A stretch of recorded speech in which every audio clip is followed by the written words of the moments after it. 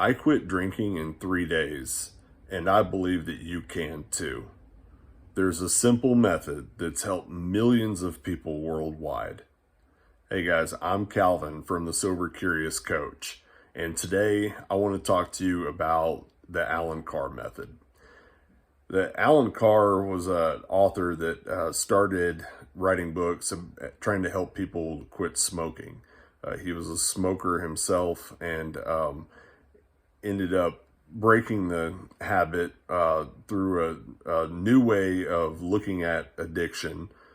Ironically, Allen Carr died of lung cancer in his 70s. I believe it was back in 2006.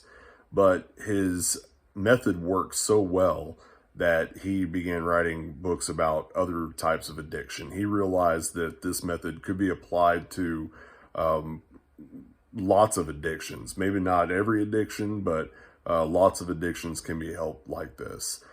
I came across his book just looking one night through Amazon and found the book. It was called The Easy Way to Control Alcohol.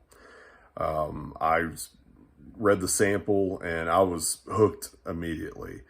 The basics of the book is that it starts off with a great analogy that says that, you know, addiction is like having two monsters living inside your body.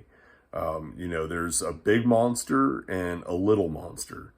The big monster is about why you believe that you need that substance in the first place. Does it relieve anxiety? Does it make you feel like you are more outgoing? You know, there's a lot of reasons why people view alcohol as something that benefits them. Maybe it's just something to take the edge off after work. I don't know. Your reason is different than mine. Maybe you think it helps your golf game. I don't know. But that's the big monster, and that's the big problem, is the belief that in some way alcohol helps you. The little monster is the physical cravings that your body has for the substance, for alcohol. What the book walks you through is, he says, cutting the head off the big monster. You've got to kill the big monster. And it's helpful to read it and go through the chapters, because you realize that there is not a benefit to it. It does not make you funnier.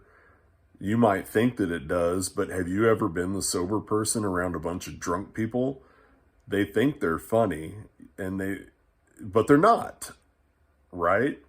You know, you could think of pretty much any example like that. You might think that it makes you a better dancer, but are you really a better dancer when you're drunk? Have you ever seen a bunch of drunk people dancing whenever you're sober? They're not good dancers. There really isn't anything that it helps. And that's what you go through the process of that while you're reading the book. And he gives out example after example, and it reframes your mind to realize that you don't need it in your life. And then he talks about the little monster and how, you know, the little monster it just takes time, you know, and he does, you know, I recommend, you know, if you have severe alcoholism, you know, it might not be a good idea to just quit cold turkey. You know, I'm not a doctor. I'm not a rehab facility. I'm just sharing my story and trying to inspire others. But you know, it might be wise to consult with a doctor, of course. But, you know, the little monster will die. And it doesn't take that long to kill the little monster. When you cut the head off the big monster, like he says, the little monster just is weak. It's a little monster, and it'll just have some echoes far away as it fades into eternity. Okay, and so That took me probably 3 weeks maybe to not even crave alcohol at all. It was not really that long. And at the end of the book, you make a promise that you're not going to take another sip. Because the method doesn't work with like cutting back. It's not a way to, oh, I just don't want to drink as much. It defeats the purpose of the psychology of the method, because when you say, oh, I just want to cut back, or I still want to have a few beers here and there. Well, you haven't cut the head off the big monster yet then, right? You say, well, I want to have a few beers at my birthday. You still believe that those few beers make your birthday fun, right? Or I want to have a few beers at New Year's. You have to reframe your mind to realize that you don't need that. You don't need that to have fun. It's not, it doesn't make it better. Okay. And so, anyways, you pledge at the end of the book that you're never going to touch it again. And I haven't in 4 years. I've not taken one sip of alcohol.